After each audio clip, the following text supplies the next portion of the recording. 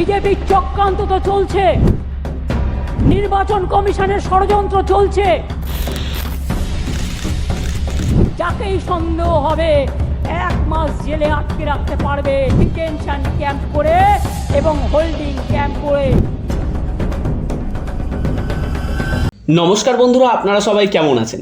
আজ আমরা এমন একটি বিষয় নিয়ে আলোচনা করব যা পশ্চিমবঙ্গের প্রায় প্রতিটি মানুষকে কিন্তু ভাবিয়ে তুলেছে। সম্প্রতি বিহারে ভোটার তালিকা সংশোধন হয়েছে বা এসআইআর হয়েছে। এই এসআইআর এর কারণে কিন্তু 65 লক্ষ ভোটারের নাম এই ভোটার তালিকা থেকে বাদ পড়েছে। আর এখন সেই এসআইআর কিন্তু শুরু হতে চলেছে পশ্চিমবঙ্গেও। এই কারণে পশ্চিমবঙ্গেও অনেকেই আশঙ্কা করছে পশ্চিমবঙ্গের কিন্তু 80 লক্ষ থেকে 1.5 কোটি মানুষের নাম ভোটার তালিকা থেকে এই এসআইআর এর মাধ্যমে বাদ যেতে পারে। এই খবর সামনে আসতেই সবার মনে একটাই প্রশ্ন, তাদের নাম বাদ যাবে না তো? বাদ গেলে কি করতে হবে? ডিটেনশন ক্যাম্পে যেতে হবে না তো? দেশ থেকে বের করে দেওয়া হবে না তো? আজকের ভিডিওতে আমরা এই সমস্ত প্রশ্নেরই উত্তর খোঁজার চেষ্টা করব। আমরা জানবো এসআইআর কি, কেন এটা করা হচ্ছে, কেন এটা খুবই জরুরি এবং এর থেকে বাঁচতে আপনাদের কি কি করণীয়। তাই সঙ্গে থাকুন আর শুরু করা যাক আজকের ভিডিও।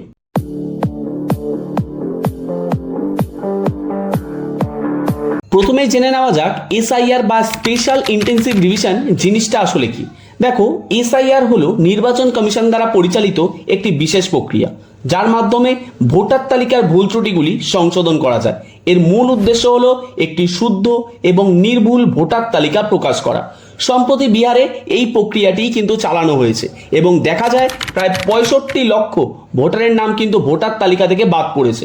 এর কারণ হিসাবে নির্বাচন কমিশন যেটা জানিয়েছে, 65 লক্ষ নাম্বারটা যতই বড় হোক, এর মধ্যে থেকে কিন্তু 22 লক্ষ ভোটার অনেক আগেই মারা গেছেন, তারপরেও তাদের কিন্তু ভোটার তালিকায় নাম রেখে দেওয়া হয়েছে। আর এর মধ্যে থেকেই 7 লক্ষ ভোটার কিন্তু অন্যান্য জায়গায় ছিল। মানে অনেক সময় হয় কি, অনেকে পশ্চিমবঙ্গেও বাস করে, তার সাথে সাথে পশ্চিমবঙ্গের থেকে কাজের সূত্রে হয়তো ব্যাঙ্গালোর চলে যায় বা উত্তরপ্রদেশ চলে যায় বা মহারাষ্ট্র চলে যায়। সেক্ষেত্রে তাদের কিন্তু আলাদা আলাদা রাজ্যে তারা অনেক সময় ভোটার তালিকায় নাম নথিভুক্ত করে নেয়। এরকম 7 লক্ষ মানুষ ছিল যারা অন্যান্য জায়গায়ও তাদের ভোটার নাম ছিল। এছাড়াও প্রায় 35 লক্ষ ভোটারের কোনো খোঁজই পাওয়া যায়নি, তারা স্থায়ীভাবে হয়তো অন্য কোথাও চলে গেছেন। অর্থাৎ এমন ভোটার যাদের এক্সিস্টেন্সই নেই, তাদের কোন কারণে ভোটার তালিকায় রেখে দেওয়া হবে। আর এই সংখ্যাটাকে যদি আমরা হিসাব করি তাহলে বেরায় 35 আর সাথে 42, আর 42-এর সাথে যদি আমরা 22 যোগ করি অর্থাৎ 64 লাখ ভোটার। তো 65 লক্ষ ভোটারের মধ্যে থেকে কিন্তু 64 লক্ষ ভোটার এই কারণেই বিহারের ভোটার তালিকা থেকে বাদ গেছে। বাকি থাকলো 1 লাখ ভোটার। এবার এই 1 লাখ ভোটারের মধ্যে থেকে অনেকেই আছে যারা কিন্তু বিভিন্ন দেশ থেকে বিভিন্ন অজুহাতে আমাদের দেশে প্রবেশ করে স্থায়ীভাবে বসবাস শুরু করেছে। তারা যেহেতু আমাদের দেশের স্থায়ী বাসিন্দা না, তাই এরকমও কিন্তু 1 লক্ষ ভোটারের নাম বাদ গেছে।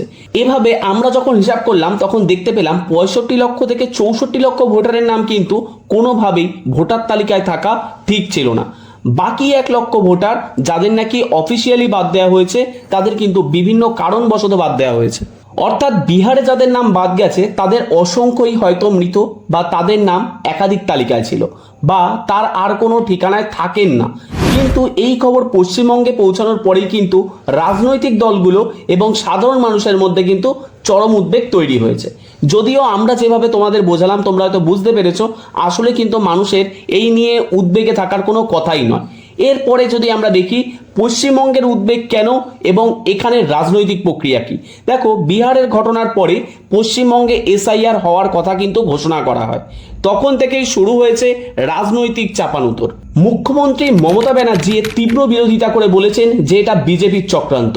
তিনি হুঁশিয়ারি দিয়ে বলেছেন, বাংলার একজন লোকের নামও যদি ভোটার তালিকা থেকে বাদ দেওয়া হয় নির্বাচন কমিশনকে তাহলে কিন্তু ঘেরাও করা হবে। लेकिन जैसे बिहार में 40 लाखों का ज्यादा आदमी को नाम निकाल दिया और बंगाल में भी करने वाला है, अगर करेगा तो घेराव कर्मसूची करेंगे, पूरा घेराव होगा, पूरा आंदोलन होगा। অন্যদিকে বিজেপির প্রতিক্রিয়া, বিরোধী দলনেতা শুভেন্দু অধিকারী দাবি করেছেন এসআইআর এর মাধ্যমে পশ্চিমবঙ্গ থেকে প্রায় 1,25,00,000 বাংলাদেশি মুসলমান এবং রোহিঙ্গাদের নাম কিন্তু বাদ যাবে।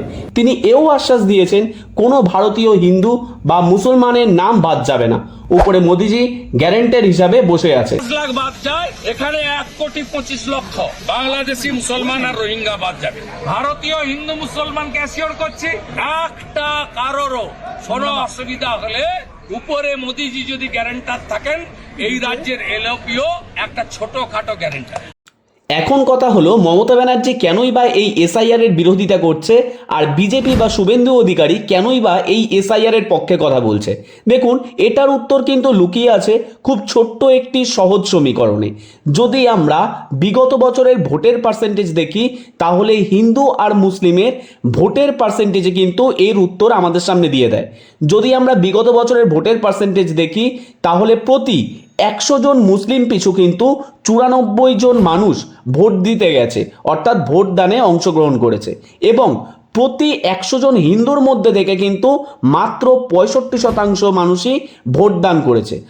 অর্থাৎ এখানে যে এই প্রতি 100 জন পিছু 29 জন মানুষের ভোটদানের পার্থক্য, এটি কিন্তু ভোটের ফলাফলে খুব বড় একটি প্রভাব ফেলে। এই জন্য প্রত্যেক রাজনৈতিক দলই কিন্তু চায় মুসলিম ভোটগুলোকে নিজেদের দিকে টেনে আনতে। আর আরও একটি সমীকরণ যদি আমরা দেখি, তাহলে আমরা দেখতে পারবো যে বিগত বছরের যে ভোটের ফলাফল, সেখানে কিন্তু তৃণমূল কংগ্রেস ভোট পেয়েছিল 2,75,64,561টি, যেখানে বিজেপি ভোট পেয়েছিল 2024-এর ইলেকশনে 2,33,27,349টি। অর্থাৎ এখানে তাদের কিন্তু ভোটের ডিফারেন্স ছিল 42,37,212টি। এবার যদি এসআইআর করা হয়, সেক্ষেত্রে কিন্তু 80 লাখ থেকে 1.5 কোটি মানুষের নাম বাদ পড়তে পারে। আর এখানে কিন্তু মেজরিটি অফ পিপল কিন্তু মুসলিম থাকার সম্ভাবনাই বেশি। আর যদি মুসলিম নাও হয়, তাহলেও কিন্তু আশা করা হচ্ছে এর মধ্যে থেকে বেশিরভাগ ভোটই কিন্তু শাসক দল পেয়ে থাকে। আর এখানেই কিন্তু মমতা ব্যানার্জির সব থেকে বড় ভয়। তার কারণ এই যে 42 লক্ষ ভোটের পার্থক্য, যদি 1.5 কোটি মানুষ বাদ যায় এসআইআর এর প্রভাবে, আর তার মধ্যে থেকে যদি এই 42 লক্ষ ভোটের পার্থক্য যদি পরিবর্তন হয়ে যায়, তাহলে কিন্তু রাজনৈতিক দিক থেকেও খুব বড় একটি পালাবদল হয়ে যেতে পারে। তাই জন্য কিন্তু মমতা ব্যানার্জি এবং শাসক দলও খুব বড় চিন্তার মধ্যে থেকে আছে। আর অন্যদিকে বিজেপি এটায় আনন্দিত হচ্ছে, তার কারণ তারা যদি এটিকে করে দিতে পারে আর যদি ভোটের ফলাফল চেঞ্জ হয়ে যায়, তাহলে কিন্তু তারা এই রাজ্যের শাসন ক্ষমতায় চলে আসতে পারে। তাই এই এসআইআর কিন্তু দুই দলের কাছেই খুব গুরুত্বপূর্ণ। এই জন্য মমতা ব্যানার্জি এত করে এসআইআর এর বিরোধিতা করছে, আর বিরোধী দল এত করে এসআইআরকে চাইছে। এই রাজনৈতিক বিতর্কের ফলে সাধারণ মানুষের উদ্বেগ কিন্তু আরও বেড়েছে। সবাই চিন্তিত যে তাদের নামও কিন্তু বাদ পড়তে পারে। যার ফলে এখন সবচেয়ে গুরুত্বপূর্ণ প্রশ্ন হলো, ভোটার তালিকা থেকে বাদ যাওয়া আটকাতে আপনাকে কি কি করতে হবে। নির্বাচন কমিশনের জন্য একটি বিশেষ ফর্ম জারি করেছে, যার নাম কিন্তু এনুমারেশন ফর্ম। স্ক্রিনে তোমরা এই এনুমারেশন ফর্মের ছবি দেখতে পাচ্ছ। এই ফর্মে আপনার ব্যক্তিগত তথ্য যেমন নাম, ঠিকানা, বাবার নাম, মায়ের নাম, এপিক নাম্বার ইত্যাদি কিন্তু পূরণ করতে হবে। ফর্মের সাথে আপনার একটি নতুন ছবিও জমা দিতে হবে, অর্থাৎ পুরনো ছবির সাথে আপনাকে একটি নতুন ছবিও কিন্তু জমা দিতে হবে। আপনার নাগরিকত্বের প্রমাণের জন্য জন্ম তারিখ অনুযায়ী কিন্তু নথি জমা দিতে হবে। যদি আপনার জন্ম 1 জুলাই 1987 এর আগে হয়, তাহলে আপনাকে নিজের জন্য যে কোনো একটি বৈধ নথি জমা দিতে হবে। যদি আপনার জন্ম 1 জুলাই 1987 থেকে 2 ডিসেম্বর 2004-এর মধ্যে হয়, তাহলে কিন্তু আপনাকে নিজের জন্য একটি বৈধ নথি এবং আপনার বাবা বা মায়ের একটি বৈধ নথি জমা দিতে হবে। আর যদি আপনার জন্ম 2 ডিসেম্বর 2004-এর পরে হয়, আপনাকে নিজের, বাবার এবং মায়ের এই 3 জনেরই কিন্তু বৈধ নথি জমা দিতে হবে। নির্বাচন কমিশন 11টি নথিকে বৈধ বলে ঘোষণা করেছে। এর মধ্যে উল্লেখযোগ্য কয়েকটি হলো, কেন্দ্রীয় বা রাজ্য সরকারের সরকারি যারা নাকি কর্মচারী, তাদের পরিচয়পত্র বা পেনশন পেমেন্ট অর্ডার কিন্তু দিতে হবে। এছাড়াও যাদের সরকার বা ব্যাংক কর্তৃক পরিচয়পত্র আছে, সেটিকে দেখালেও হয়ে যাবে। জন্ম সার্টিফিকেট দেখালেও হয়ে যাবে, পাসপোর্ট দেখালেও হয়ে যাবে, স্কুল বা বিশ্ববিদ্যালয়ের সার্টিফিকেট দেখালেও হয়ে যাবে। স্থায়ী বাসিন্দা certificate, SC ST OBC certificate, জমির দলিল বা সরকারি বরাদ্দ করা বাড়ির কাগজ, এর মধ্যে থেকে যে কোনো একটি নথি তোমরা যদি দেখাতে পারো তাহলেই কিন্তু হয়ে যাবে। এবার আমি জিনিসটাকে আরও একবার তোমাদের রিক্যাপ করে দিই। তোমাদের আমি 3টে পয়েন্ট বলেছিলাম, যারা 1987 এর আগে জন্মেছে তাদের এই নথিগুলোর মধ্যে থেকে একটা নথি হলেই কিন্তু হয়ে যাবে। যারা 1987 থেকে 2004 সালের মধ্যে জন্মেছে তাদের এই নথিগুলির সাথে সাথে বাবা বা মায়ের এই সেম যে কোনো একটি নথি কিন্তু জমা দিতে হবে। আর যাদের 2004 সালের পরে জন্ম তাদের কিন্তু নিজের, বাবার এবং মায়ের তিনজনেরই একটি করে নথি কিন্তু জমা দিতে হবে। যেই নথিগুলোর নাম আমি তোমাদের সাথে আলোচনা করলাম তার মধ্যে থেকে যে কোনো একটা নথি জমা দিলেই হবে। এক্ষেত্রে আপনাদের সকলেরই একটা জিনিস কিন্তু মনে রাখতে হবে, আমরা যতই Aadhaar card, voter card, ration card ব্যবহার করি এগুলি কোনোটাই কিন্তু নাগরিকত্বের আসল প্রমাণপত্র হিসাবে গণ্য করা হয় না। সুপ্রিম কোর্টও নির্বাচন কমিশনকে এই বিষয়ে অনুরোধ করেছে। কমিশন জানিয়েছে এই কার্ডগুলো শুধুমাত্র পরিচয়পত্র, নাগরিকত্বের কিন্তু কোনো প্রমাণ এখানে মেলে না। অনেকের মনেই এই জন্য একটা ভয় যে ভোটার তালিকা থেকে নাম বাদ যাওয়া মানেই কি এনআরসিতে নাম বাদ যাওয়া এবং ডিটেনশন ক্যাম্পে পাঠানো। ব্যাপারটা আসলে তাহলে ঠিক কি?